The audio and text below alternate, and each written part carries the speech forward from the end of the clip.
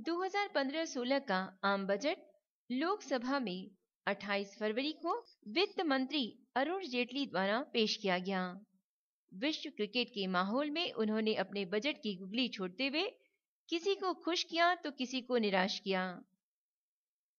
वित्त मंत्री अरुण जेटली के बजट की प्रमुख बातें, रिकॉर्डेड बाय अनीता शर्मा। नरेंद्र मोदी की अगुवाई वाली एनडीए सरकार का ये पहला पूर्ण बजट है। बजटी भाषण की शुरुआत करते हुए देश के आर्थिक माहौल को बयां करने के लिए वित्त मंत्री अरुण जेटली ने एक शेर पढ़ा।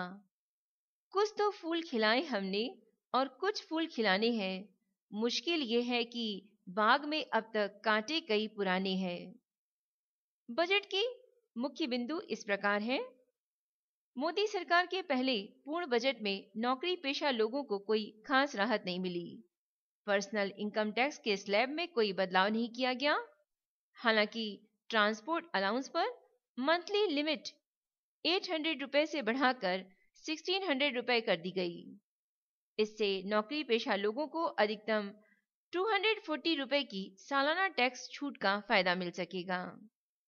सर्विस टैक्स को बढ़ाकर 14% कर दिया गया, जिससे बाहर खाना पीना, फोन का बिल सहित सारी सर्विसेज महंगी हो जाएंगी। काले धन को लेकर वित्त मंत्री अरुण जेटली ने अपने बजटी भाषण में कड़े नियम बनाने की घोषणा की है। आय और संपत्ति छुपाने या विदेशी संपत्ति के संबंध में टैक्स चोरी पर 10 वर्ष की कड़ी सजा का प्रावधान रखा है। इन अपराधों को संगीन अपराध माना जाएगा और ऐसे अपराधों के लिए आय और संपत्ति की मौजूदा दर से 300% जुर्माना लगाया जाएगा।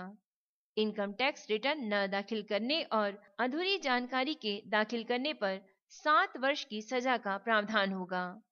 वित्त मंत्री ने विदेशी मुद्रा प्रबंधन अधिनियम 1999 फेमा और मनी लॉन्ड्रिंग एक्ट 2002 में बदलाव किए जाने का प्रस्ताव रखा। वित्त मंत्री ने काले धन पर लगाम लगाने के लिए बेनामी लेन देन रोकथाम के लिए भी एक नया कानून इसी सत्र में लाने की घोषणा की। नए कानून के तहत 1 लाख से अधिक की किसी भी खरीद और बिक्री के लिए पैन नंबर देना अनिवार्य होगा और 20,000 से अधिक का लेन देन नकद किए जाने पर रोक लगा दी जाएगी। वित्त मंत्री अरुण जेटली ने कहा कि बचत को बढ़ावा देने के लिए हेल्थ इंश्योरेंस प्रीमियम पर कटौती की सीमा को 15,000 रुपए से बढ़ाकर 25,000 रुपए करने का प्रस्ताव रखा गया। बुजुर्ग नागरिकों के मामले में इसे 20,000 रुपए से बढ़ाकर 30,000 रुपए करने का प्रस्ताव रखा गया। बजट में यह भी प्रस्ताव है कि अत्यंत वरिष्ठ नागरिक के मामले में बीमारियों के कारण होने वाले खर्चों पर कटौती की सीमा 60,000 रुपए से बढ़ाकर 80,000 रुपए कर दी जाए।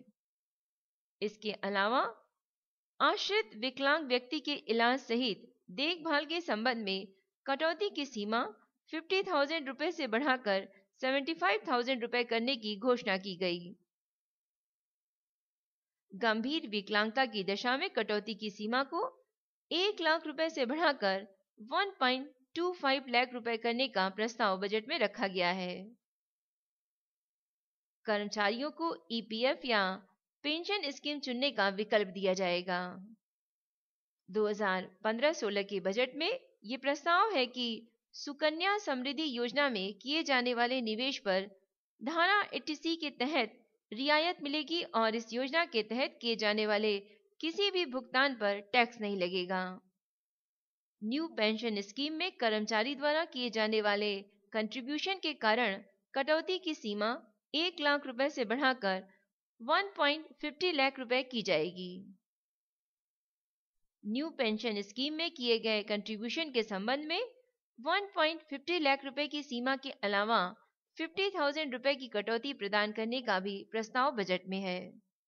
कर में कटौती का ब्यौरा कुछ इस प्रकार है।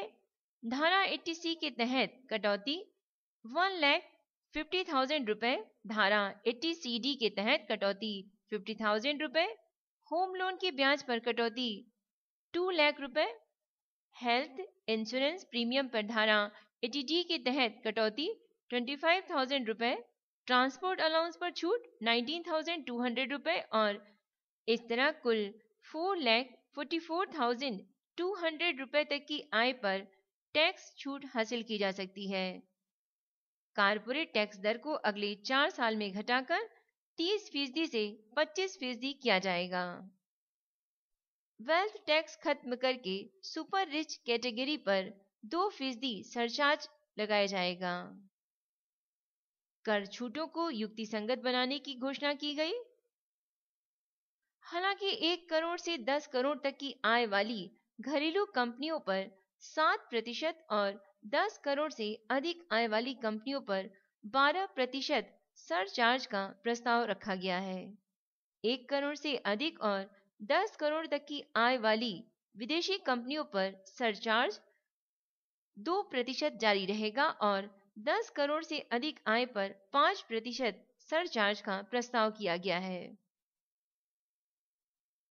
बजट में गरीबों के अच्छे दिन लाने की कोशिश की गई है।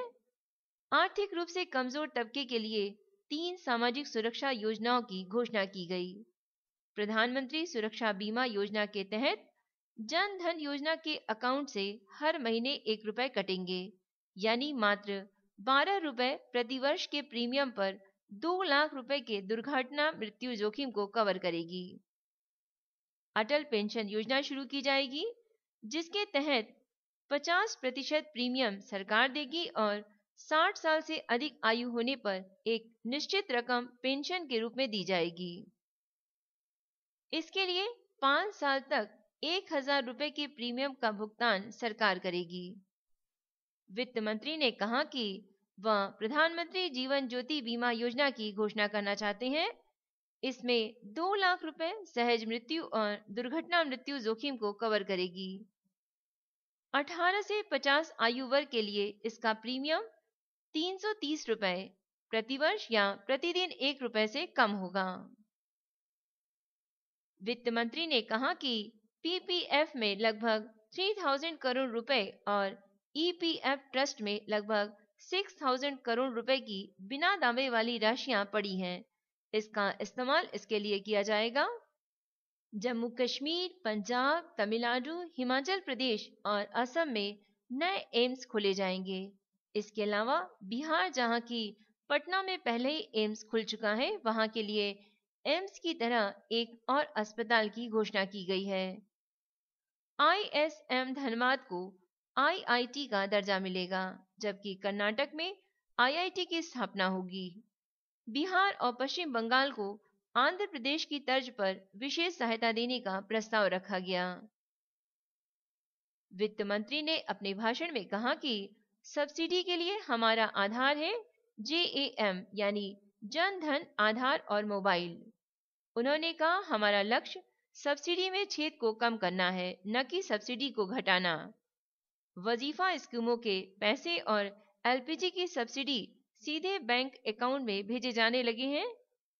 टॉप टैक्स स्लैब में आने वाले लोगों से और इस सदन के सम्मानित सदस्यों से आग्रह होगा कि वे एलपीजी सब्सिडी को स्वेच्छा से छोड़ दें। रेल, सड़कों और सिंचाई के लिए 20,000 करोड़ रुपए के टैक्स फ्री इंफ्रास्ट्रक्चर बॉन्ड लाने की घोषणा की गई।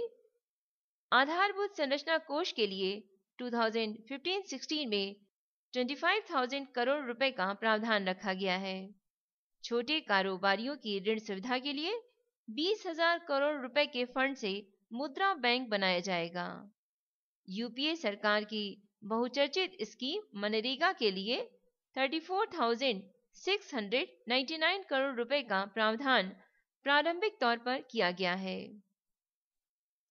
जेटली ने अपने भाषण में कहा कि अगर टैक्स उम्मीद के मुताबिक आए तो इसके लिए अतिरिक्त 5,000 करोड़ रुपए की व्यवस्था भी की जाएगी।